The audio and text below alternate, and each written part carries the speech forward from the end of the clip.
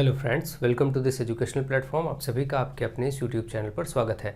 आज के इस वीडियो लेक्चर में हम लोग डीएलएड 4th सेमेस्टर के मैथमेटिक्स को ध्यान में रखते हुए बहुत ही महत्वपूर्ण प्रश्नों को देखेंगे और सीखेंगे। तो चलिए कुछ प्रश्न आपके सामने बेलन से संबंधित लिखे हैं, इनको सॉल्व करते हैं। देखिए, बेलन में पहला क्वेश्चन आपके सामने जो लिखा है उसमें कहा गया समान ऊंचाई के दो लंबवृत्तीय बेलनों की आधार त्रिज्याओं में 2:3 का अनुपात है। इसका मतलब दो बेलन है जिनकी ऊंचाइयां समान है। सिंपल सी बात है, ऊंचाई समान है और आपको क्या करना है, दो लंबवृत्तीय बेलनों की ऊंचाई समान है और आधार की त्रिज्याओं में अनुपात दे दिया है 2:3।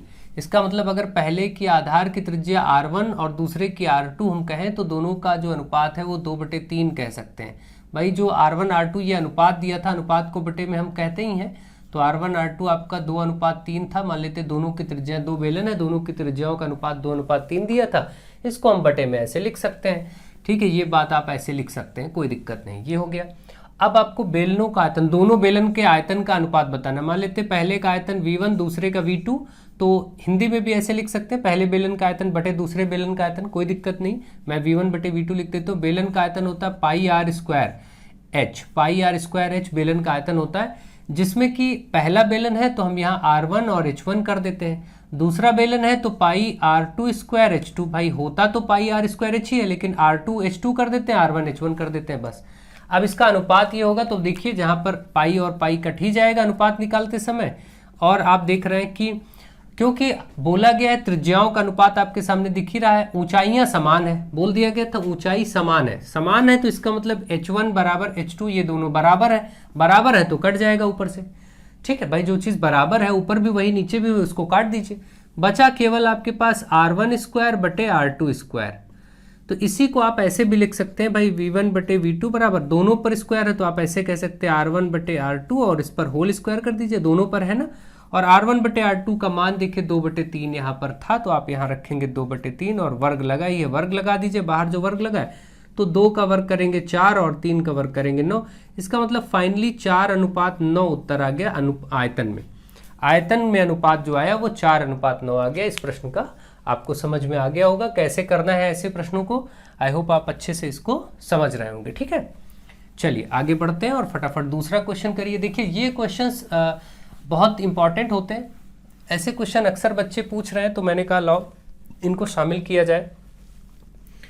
नेक्स्ट क्वेश्चन नंबर 2 में कहा गया पेट्रोल रखने के लिए एक लंबवृत्तीय बेलन ड्रम का व्यास 55 सेंटीमीटर है तथा, अब क्योंकि ये है तो बेलनाकार ही, पेट्रोल रखें या पानी रखें या कुछ भी रखें उससे कोई मतलब नहीं है, हमको मतलब है लंबवृत्तीय बेलनाकार ड्रम है। वो ड्रम कैसा है, वो ड्रम बेलनाकार है, बस हमारा उद्देश्य इतने से है कि वो बेलन है। ठीक है, हमको इतने से काम करना है। ठीक, तो ये ऐसा कुछ बेलनाकार है जिसका आधार का व्यास पूरा 55 सेंटीमीटर है। जब पूरा व्यास 55 है तो त्रिज्या इसकी आधी होगी, बीच में ये ऊंचाई होती है, त्रिज्या ये इतना पार्ट बेलन का त्रिज्या कहलाता है। ठीक है, तो अब हम देखेंगे, यहां से हमें व्यास पता है तो हम लिखेंगे कि भाई व्यास दिया है कितना, इसका 55 सेंटीमीटर, तो त्रिज्या तो हम अपने आप लिख सकते हैं भाई। त्रिज्या R, व्यास अगर पता हो तो त्रिज्या आधा होता है व्यास का, तो 55/2 कर दिया जाएगा। बस 55/2 ही ले लीजिएगा आप मान। ठीक है, इसको दशमलव में निकालने की कोई जरूरत नहीं है। 55/2 आपकी त्रिज्या हो गई तथा ऊंचाई 120 सेंटीमीटर। ठीक है, ऊंचाई भी दिया गया है तो और अच्छी बात है, ऊंचाई को हम h से लिखते हैं और वो दिया गया 120 सेंटीमीटर, ये भी हमें पता चल गया। अब हमें ये बताना है कि इस ड्रम में कितने लीटर पेट्रोल आएगा। देखिए, कोई बर्तन हो उसमें कितना पानी आएगा, कितना द्रव, कोई भी लिक्विड कितना आएगा, वो उसकी धारिता होती है, यानी आयतन या धारिता। तो बस द्रव जब भरा जाता है किसी भी बर्तन में तो धारिता टर्म बोला जाता है, और बाकी इस चीज़ों के लिए, जैसे इस कमरे में हवा कितनी है ये इसका आयतन है, कोई वस्तु कितना स्थान घेरती है वो उसका आयतन होता है। ठीक है, तो सिंपल सी बात है। यहाँ पर हम बात करें अगर, तो हम ये कह सकते हैं कि हमें आयतन ज्ञात करना है। इसका मतलब हम आयतन ज्ञात कर ले, आयतन या धारिता जिसको बोलते हैं। ठीक है, ये हम ज्ञात करेंगे और ये आपका V है जो कि बेलन के लिए होगा πr²h। ठीक है, ज्ञात तो यही करना है। अब यहाँ पर हमें मान रखना है, लेकिन जो मान हमारे पास आएगा वो सब सेंटीमीटर में है, तो मान रखते हैं भाई। तो यहाँ पर हम रख देते हैं 22/7 पाई का मान, R² मतलब 55/2 का स्क्वायर, भाई R की जगह 55/2 त्रिज्या ये हो गई थी, इसको रखेंगे, उस पर स्क्वायर है, सूत्र में स्क्वायर लगाएंगे, गुणे में h मतलब 120, तो यहाँ 120 रख देते हैं। अब इसको बस सरल करना बचा, सरल करिए, 22/7 गुणे 55/2 गुणे 55/2, ये 2 बार हो जाएगा क्योंकि वर्ग है, और गुणे में 120। अब देखिए हम चाहें तो 2 से इसको भी काट सकते हैं 11, और 2 से इसको भी काट सकते हैं 60 दूना 120, इतना तो आराम से काम हो गया। ठीक है, अब हमारा कार्य हुआ कि किसी तरीके से ये 55 का वर्ग अगर आप करते हैं तो 55 का वर्ग होता है 5 छक्का 30, 30 25 है ना, 55 गुणे 55 करेंगे 30 25 आएगा। इसका तरीका मैंने आपको सरल बताया है, 5 जब पीछे हो तो इसके एक बाद वाली संख्या से गुणा करिए, 6 पंचे 30 और पीछे 25 लिख दीजिए। ये सब तरीके मालूम है, लेकिन खैर भी इसको छोड़िए, आगे का विषय है, आगे देखेंगे। 30 25 इतना हो गया, यानी ये 11 और ये आपका 30 25 हो गया ये दोनों का, और गुणे में 60 और बटे में नीचे बचा है 7। इतना आपके पास ये आ चुका है। इसको और गुणा कर लेते हैं तो और आसानी हो जाएगी थोड़ा सा। इसको जब और गुणा करेंगे तो देखिए 11 से पहले हम गुणा कर देते हैं, इसमें 11 से गुणा बहुत आसान होता है, 3 3 0 2 5, किसी भी संख्या का 11 से गुणा मैंने आपको सिखाया है, बहुत ही आसानी से होता है। किनारे वाला नंबर नोट करिए 5, फिर जोड़ते जाइए, 5 2 7, 2 में 0 जोड़ेंगे 2 ही रहेगा, ये 3 में 0 3 ही रहेगा, और किनारे तो कुछ है नहीं तो ये 3 का 3 ही रहेगा। ठीक है, इस तरीके से आप इसको करेंगे। ठीक है, मतलब किनारे वाला नंबर लिखेंगे 5 5 2 7, फिर 2 में 0 जोड़ेंगे 2 ही रहेगा, फिर 0 में 3 जोड़ेंगे 3 ही रहेगा, और फिर किनारे वाला नंबर एज इट इज लिख देंगे। ये आपका गुणा होकर के आया 11 से, मतलब 11 और इसका गुणा जो आया वो 33,275, 33,275 गुणे 60/7। अब इसको भी गुणा करेंगे, थोड़ा सा कैलकुलेशन है इसमें, कैलकुलेशन करिए, कोई दिक्कत नहीं, कैलकुलेशन करेंगे उतना ही अच्छा है, प्रैक्टिस आपके लिए होगी। 33,275 का सिर्फ 6 से गुणा ही तो करना है, चलिए 6 से गुणा करते हैं यहाँ पर। तो इसको डायरेक्ट कर लेते हैं, 0 ऐसे लिखते हैं ये वाला, और 6 से 6 पंचे 30 का 0, हासिल लगा 3, 6 7 42, 3 45 का 0, हासिल लगा 4, 6 दूनी 12, 12 और 4 16, 16 के 6, 16 के 6, हासिल लगा 1, 6 त्रिक 18, 18 1 19, हासिल लगा 1, 6 त्रिक 18 1 19, 1996,000 और बटे में आ गया 7। ये आपका आयतन हो गया, इतना ही छोड़ सकते हैं, सेंटीमीटर की घात 3, लेकिन आपको आंसर करना था, ये तो सेंटीमीटर की घात 3 आयतन हो गया, लेकिन आपको आंसर करना था कितने लीटर पेट्रोल आएगा, लीटर में। यहाँ तो सेंटीमीटर की घात 3 आया है, पहले आप इसको दशमलव में भी निकाल ले, लगभग मान निकाल लीजिए, ज़्यादा अच्छा रहेगा।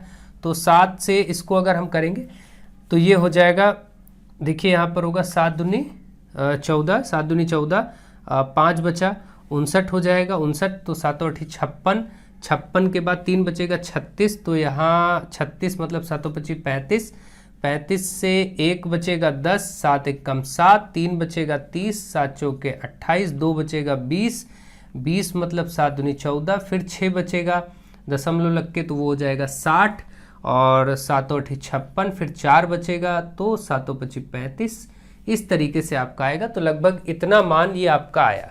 ठीक है, तो ये मान आपका दशमलव में इस तरीके से आ गया है। अब हम देखते हैं यहाँ पर ये आपका था इकाई दहाई सैकड़ा हज़ार 10,000 लाख 10 लाख 19 लाख समथिंग, और ये आपका इकाई दहाई सैकड़ा हज़ार 10,000 लाख। ठीक है, ये आपका मान आ गया दशमलव में सेंटीमीटर की घात 3 में।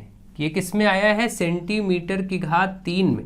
जबकि अगर यहाँ पर होता कि लीटर में ना कहना होता, पूछा गया होता कि आयतन क्या होगा, धारिता क्या होगी, तो सेंटीमीटर की घात 3 बोल देते, लेकिन पेट्रोल भरा जाना है और वो भी लीटर में, तो हमें लीटर बनाना पड़ेगा। अब देखिए लीटर बनाना कोई बड़ी बात नहीं, लीटर के लिए जो आपका सेंटीमीटर की घात 3 आंसर आया है 285142.85 करके, ऐसे इसको बस 1000 से भाग कर देंगे, बस ये लीटर बन जाएगा। सेंटीमीटर की घात 3 को 1000 से भाग करने पे लीटर, तो 1000 से भाग करेंगे तो ये 0.3 स्थान इधर आ जाएगा, बस 1 2 3, तो ये आएगा 285.142, ऐसे बस इतना ही लिखा रहने दीजिए, लीटर। लगभग में मान लिख दीजिए, जरूरी नहीं पूरा लिखें दशमलव के बाद। ये आपका लगभग में आंसर हो गया। इस प्रकार से आपका इस प्रश्न का आंसर जो पेट्रोल वाला आया वो 285.142 लीटर आ गया। ठीक है, लीटर में बनाने के लिए ध्यान रखें, जो सेंटीमीटर की घात 3 आएगा उसको अंत में हमें 1000 से भाग कर देना है, बस। ये सब बेसिक्स आपको आने चाहिए, और ये मैंने कई बार समझाया है ढंग से। अब अगला क्वेश्चन हम लोग करेंगे, इसको हम हटाएंगे। चलिए, देखिए अब साफ बात ये है कि सबसे सिंपली आपको ये चीज़ समझनी है कि जो क्वेश्चन आगे आपके लिखे गए हैं वो क्वेश्चन दोबारा से लेने का कारण एक ये है कि अभी भी बहुत से बच्चे इन विषयों को लेकर के कंफ्यूज हैं। ठीक है, ये जो विषय है इसमें खैर ये तो प्रश्न थोड़ा सा अलग ही प्रकार से है, लेकिन कॉन्सेप्ट वही है। मैंने कॉन्सेप्ट अच्छे से आप लोगों को समझाया और प्रश्न करके भी दिखाया। प्रश्न पिछले वाले क्लास में आपको कराया था तो वो प्रश्न बिल्कुल सही लगा है। हो सकता है शायद कहीं लिखते समय कोई स्टेटमेंट अगर गलत लिख जाए या कोई एक आध पॉइंट मिस्टेक से लिख जाए दोबारा, तो आप ये समझिए, आपको जब स्पष्ट एक एक चीज़ बताई गई करके दिखाया गया तो आप उसको तो समझ ही सकते हैं कि वो एक्चुअली है क्या। तो अब आप ये देखिए, सबसे पहले आप इसमें मैं पूरा प्रयास कर रहा हूँ आपको स्पष्ट रूप से चीज़ें बताने की। इसके बाद विभिन्न किताबें हैं, अगर आप किताबों के चक्रव्यूह में पढ़ेंगे तो वहाँ पर आपको बहुत गलतियाँ मिलेंगी, बहुत गलत हो जाएगा। ठीक है, आप ध्यान दीजिए, पढ़ाते समय बोलते समय कहीं कुछ मिस्टेक हो जाता है, मीटर सेंटीमीटर लिखने में कहीं कोई मिस्टेक हो जाता है, तो इतनी छोटी चीज़ें आप लोग फोकस कर सकते हैं। मैं क्वेश्चन नंबर 3 और क्वेश्चन नंबर 4 दो क्वेश्चन आज इसी रूल पर लेकर के आपको फिर से समझा रहा हूँ कि आप अच्छे से समझिए, ध्यान दीजिए और वीडियो पूरा देखेंगे तब आप समझेंगे। कई लोग आखिरी में देखते हैं, थोड़ा देखते हैं, कुछ ऐसे लिखा देख लिया कहीं पर, वहीं से आप चालू हो जाते हैं। जैसे कहीं पर मान लीजिए शायद एक आया था 9/4 या कुछ ऐसा आया था, तो उसको 2 पॉइंट समथिंग आना था। आप 2 पॉइंट समथिंग के बजाय अगर कहीं 1 पॉइंट या कुछ ऐसे लिख गया तो वो इस पर नहीं फोकस कर रहे हैं, पूरे आगे देख रहे हैं कि 2 पॉइंट समथिंग ऐसा लिखा गया। तो ये चीज़ें छोटी छोटी बातों को ध्यान नहीं देना चाहिए। आपको इतना तो नॉलेज होना चाहिए कि कोई चीज़ कहाँ है, बोलना जा रहा है दो, कहीं गलती से कोई चीज़ लिख गया, क्योंकि लंबी क्लासेस होती हैं तो कहीं एक आध जगह ऐसा मिस्टेक हो जाता है गुणा भाग में। लाइव सामने जो आपकी क्लास होती है, बच्चे बैठे होते हैं क्लास में, तो अगर कोई मिस्टेक टीचर से होती है तो थोड़ा सा वो टोक देते हैं कि सर ये गलत से लिख गया, ऊपर का गलती से उतर गया, तुरंत सही कर लिया जाता है। ये सब प्रक्रियाएं हैं, आप समझदार हैं, आप टीचिंग करने वाले हैं, इतना समझिए। और चलिए मैं प्रयास करता हूँ बेहतर तरीके से समझाने के लिए। देखिए इसमें कहा गया 20 सेंटीमीटर लंबे और 12 सेंटीमीटर चौड़े एक आयताकार कागज को 2 प्रकार से मोड़कर। ये प्रश्न थोड़ा सा विभिन्न अलग स्थिति का है, देखते हैं समझते हैं। यहाँ कहा गया कि 20 सेंटीमीटर लंबे तथा 12 सेंटीमीटर चौड़े एक आयताकार कागज को 2 प्रकार से मोड़ा गया। 2 प्रकार का मतलब आयत में क्या होता है, आयत में या तो लंबाई होती है या तो चौड़ाई होती है, बस इसके अलावा तो कुछ होता नहीं है। तो एक बार चौड़ाई के परिता मोड़ा जाएगा, एक बार लंबाई के परिता मोड़ा जाएगा, यही होगा।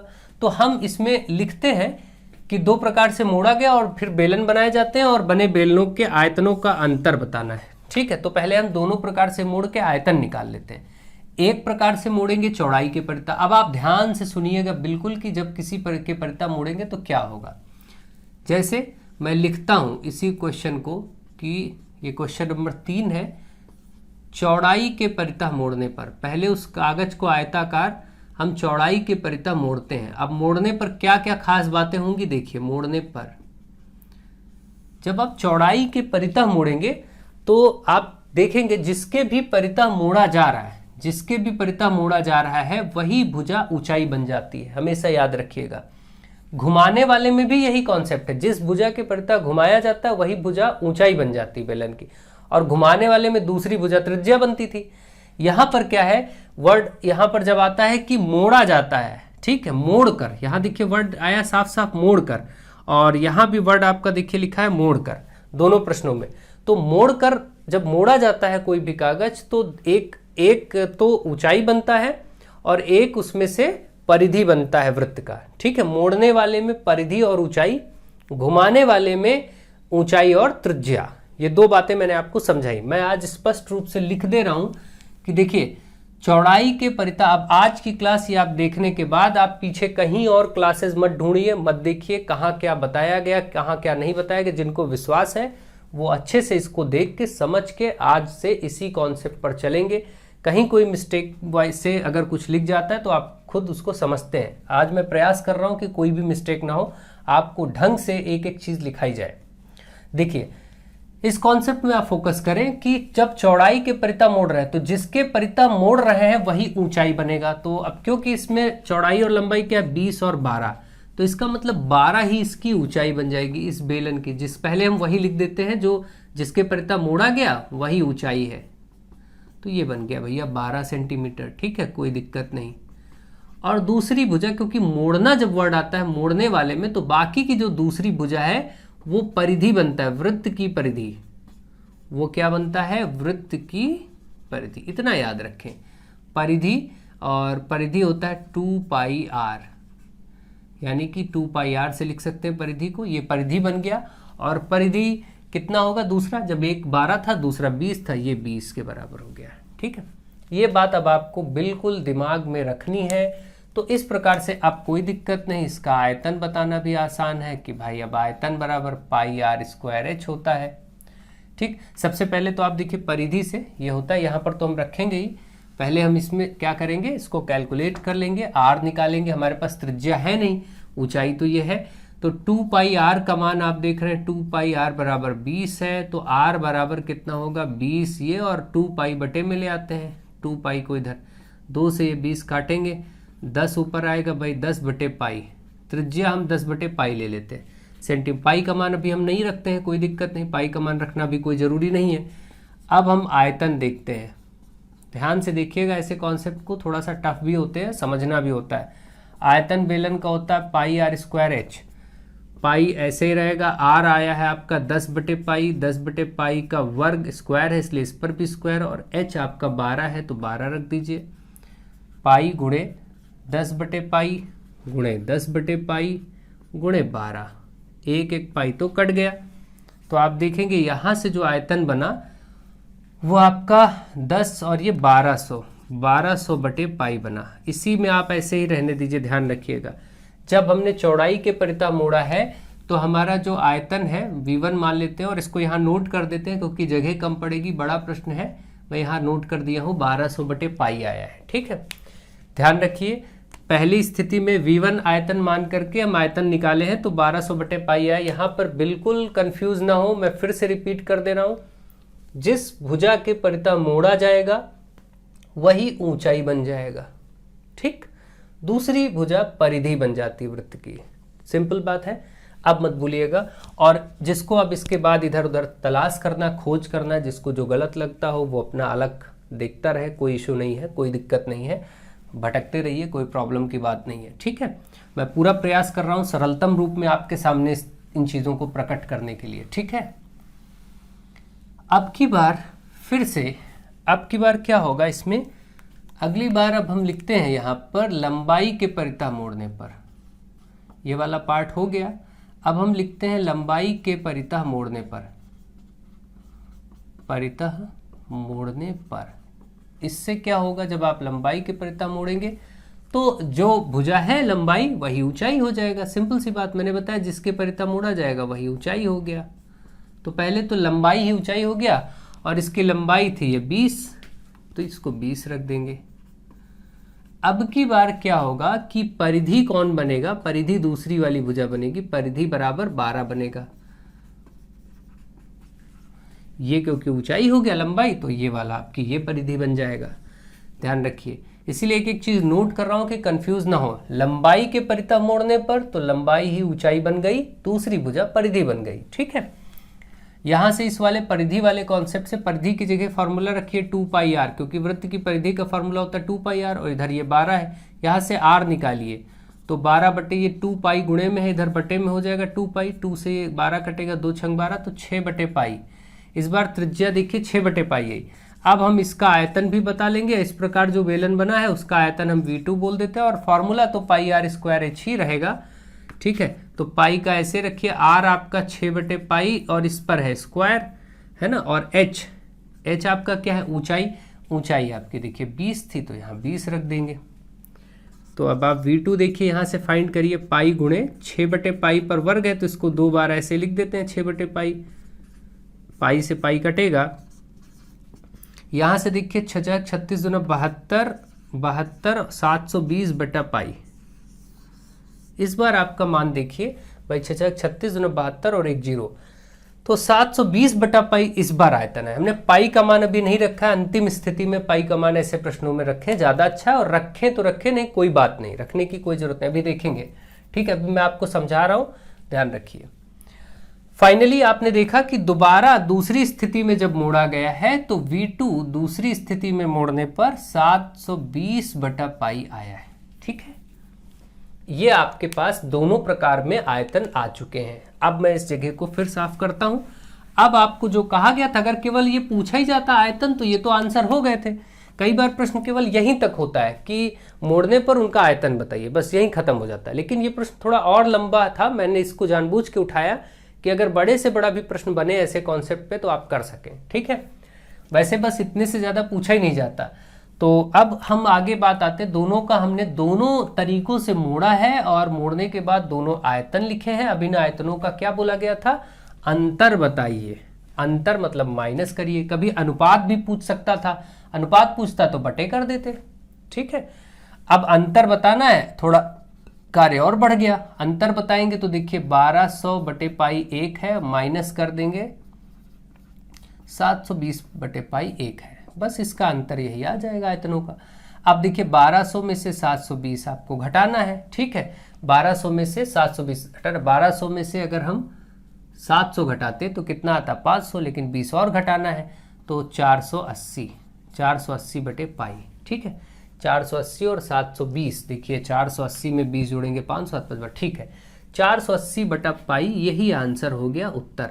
ये आपका हो गया, क्योंकि आयतन ही का अंतर है इसलिए सेंटीमीटर की घात 3 होगा, ये आपका आंसर हो। अब आप क्या कर सकते हैं, जो लोग दशमलव में निकालना चाहे वो पाई का मान 3.14 रख के भाग कर दें, या 22/7 यहाँ नीचे रखेंगे तो फाइनली हो ये जाएगा कि 7 ऊपर और 22 ऐसे नीचे। इसको सरल करना सबको आता, दशमलव में मान आ जाएगा, आप लोग कर लीजिएगा। मैं यहीं पर इसको छोड़ रहा हूँ कि ये आंसर भी आप लिख देंगे, पूरे नंबर मिलेंगे, अंतर हो चुका है। ठीक है, चलिए, तो बेहतर है ये चीज़ आप समझ गए होंगे। अब आपको डाउट नहीं होना चाहिए। इसके बाद यदि डाउट होता है तो कोई बात नहीं, आप अपनी मर्जी के मालिक हैं, इसके बाद कोई दिक्कत नहीं है। मैंने पूरा प्रयास किया है आपका डाउट ना रह जाए। इस बार फिर से एक और क्वेश्चन वैसा ही इसीलिए लिया है कि बार बार आप दिमाग में बिठाइए। ठीक है, यहाँ पर लिखा है एक आयताकार कागज की लंबाई 22 सेंटीमीटर, चौड़ाई 12 सेंटीमीटर है। ठीक है, कागज को दोनों प्रकार से फिर मोड़ा गया।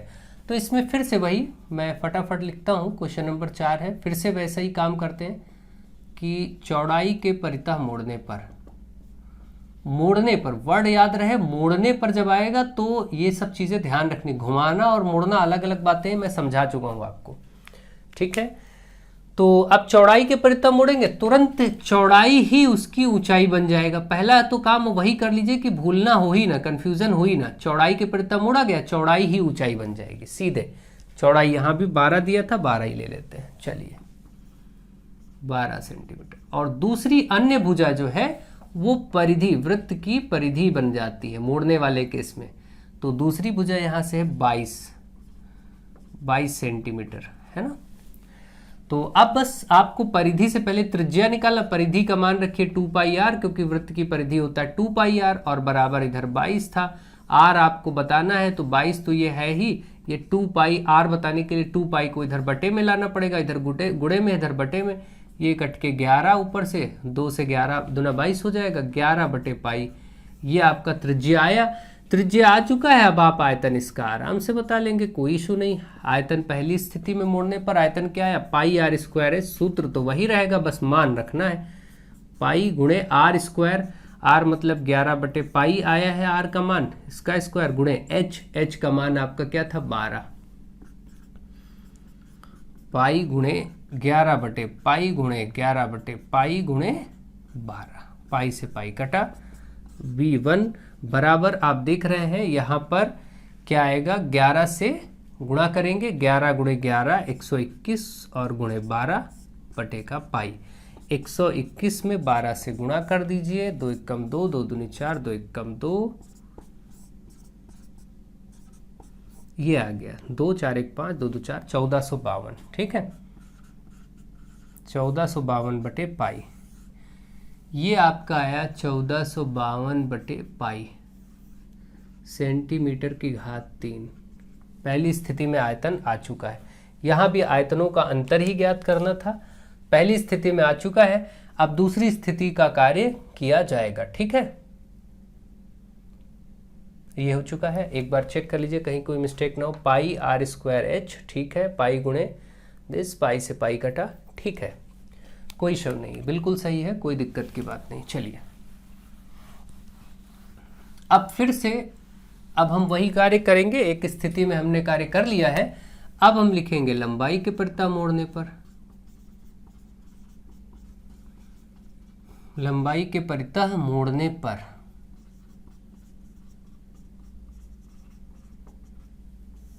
लंबाई के परितः। कई लोगों को क्लास टफ लग रही होगी, कठिन भी लग रही होगी, क्योंकि क्वेश्चन ऐसे हैं।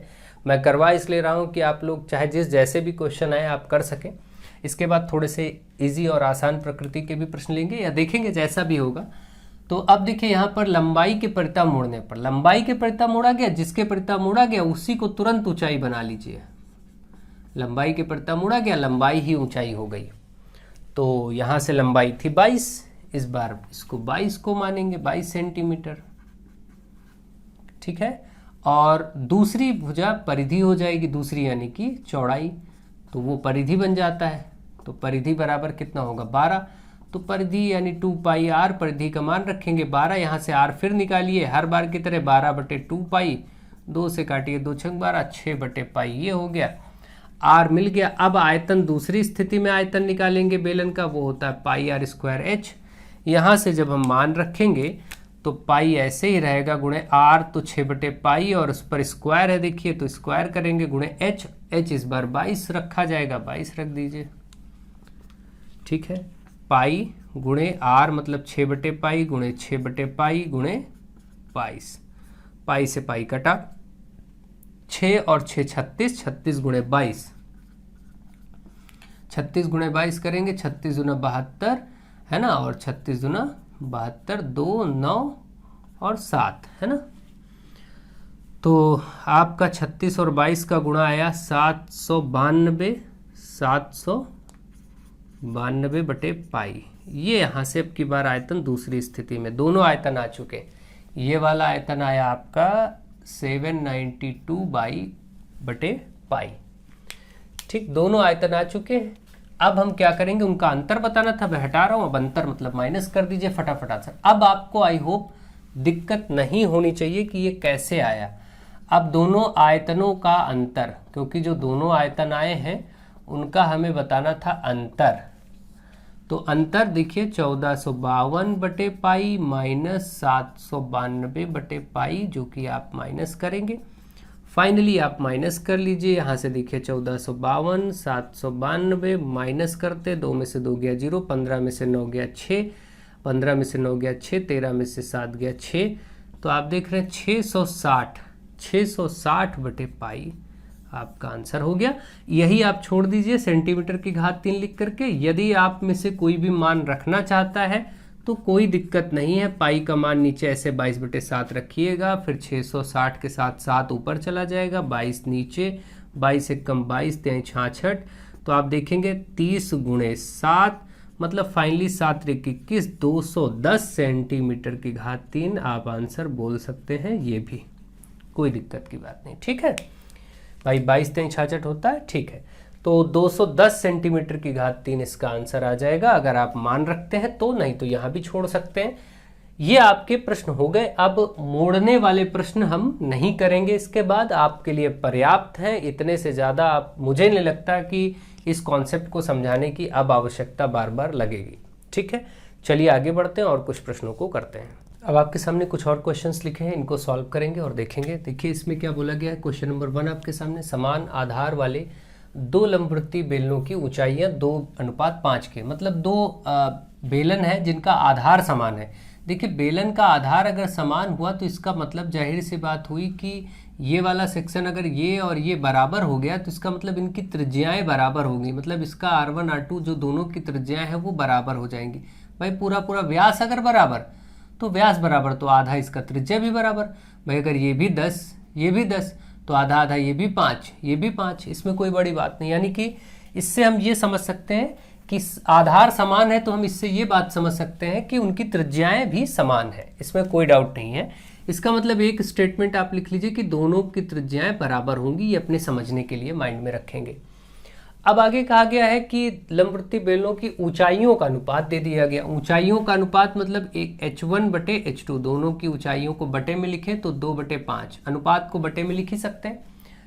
अब बेलन के वक्र पृष्ठों का अनुपात, देखिए पहले बेलन का वक्र पृष्ठ, पहले बेलन का वक्र पृष्ठ क्या होगा आप खुद ही बताइए।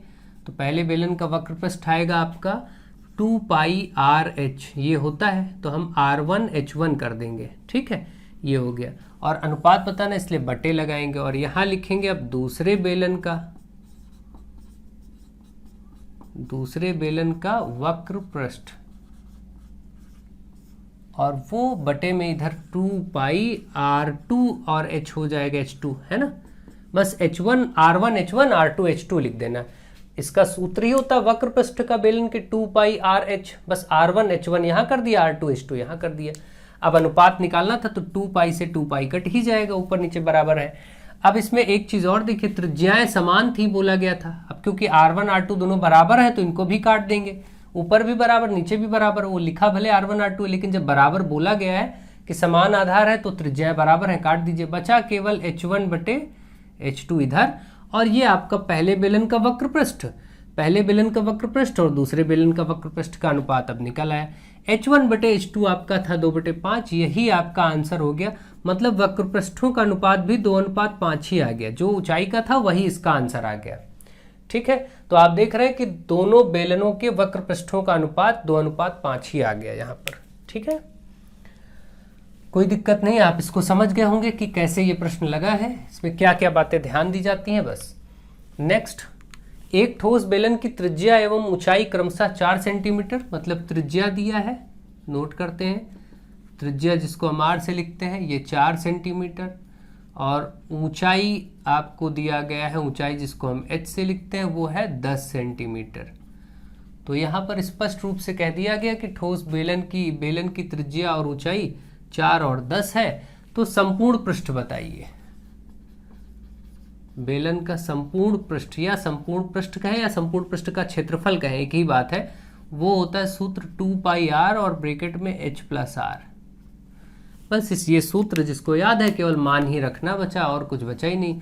2 पाई का मान 22/7 रख सकते हैं, R की जगह आप देखिए 4 रखेंगे, यहाँ पर H प्लस R, H है 10 और R है 4। तो अब आप देख रहे हैं 2 गुणे 22/7 गुणे 4 गुणे 10, 4 हो गया 14, 7 एकम 7, 7 दूनी 14, 22 दूना 44 ये हुआ, 22 दूना 44 और गुणे 4 दूनी 8 ये हुआ। गुणा करिए 8 चौके 32, 8 चौके 32 और 3 35, भाई 8 चौके 32 के 2 हाथ से लगा 3, 8 चौके 32, 3 35, तो 352, क्योंकि ये संपूर्ण पृष्ठ का क्षेत्रफल है इसलिए सेंटीमीटर स्क्वायर में लिखा जाएगा। आंसर हो गया 352 सेंटीमीटर स्क्वायर, क्योंकि संपूर्ण पृष्ठ या वक्र पृष्ठ क्षेत्रफल होता है इसलिए ये सेंटीमीटर स्क्वायर में लिख दिया गया, ठीक है। ये भी क्वेश्चन आपका सॉल्व हो गया। अगला क्वेश्चन देखिए, क्वेश्चन नंबर 3। एक बेलन का आयतन, आपको आयतन दे दिया है, आयतन बराबर दे दिया कितना, 490 पाई सेंटीमीटर की घात 3। आयतन है तो सेंटीमीटर की घात 3 या घन सेंटीमीटर में लिखा जाएगा।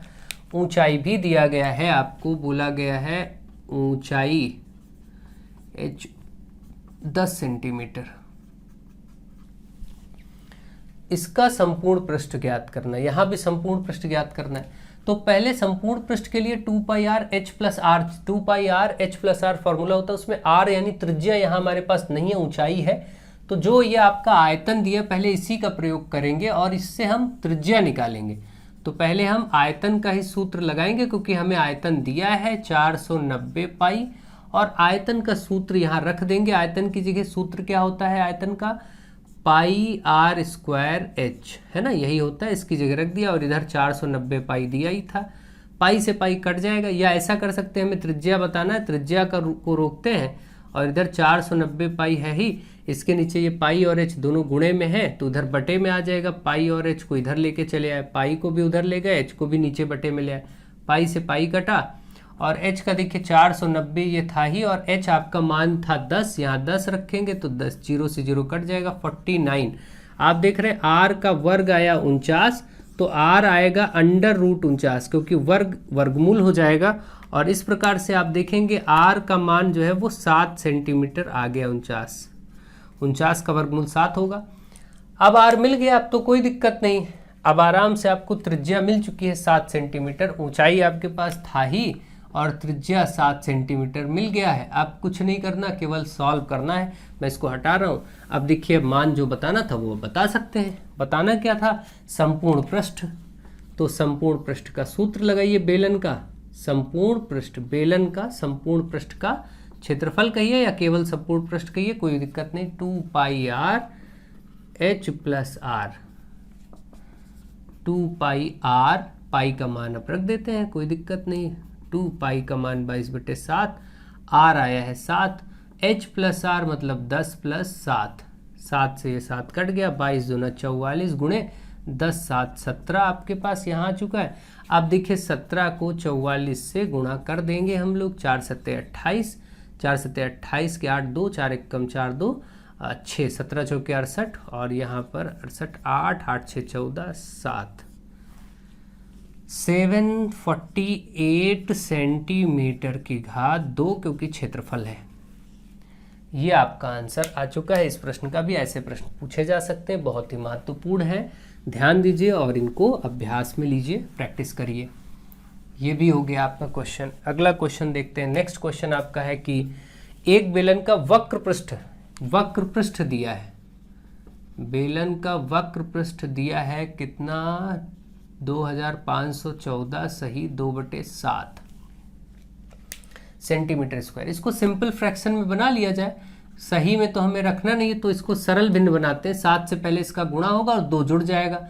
तो 7 से गुणा करिए जरा, इसका अलग से 7 से गुणा करके बनाते हैं। 7 चौके 28, 2 7 एकम 7 2 9, 7 25 35, 3 7 दूनी 14, 3 17। फिर से देख लीजिए, 7 चौके 28 के 8, हासिल लगा 2, 7 एकम 7 2 9, 7 25 35 के 5, हासिल लगा 3, 7 दूनी 14 और 3 17। अब इसमें 2 जब जोड़ देंगे, 2 और आप जोड़ देंगे तो ये पूरा पूरा कितना हो जाएगा? 598 से 600 मतलब 17,600। तो आप देख रहे हैं ये हो गया 17,600/7। ठीक है, ये आपका 17,600/7 हो गया सेंटीमीटर स्क्वायर। यही वक्र पृष्ठ का मान हो गया। ये आपका बदल के ऐसे हो गया। अब आराम से काम कर लेंगे जो भी है। ऊंचाई 40 है, हम यहाँ लिखेंगे कि ऊंचाई भी दिया है हमें 40 सेंटीमीटर।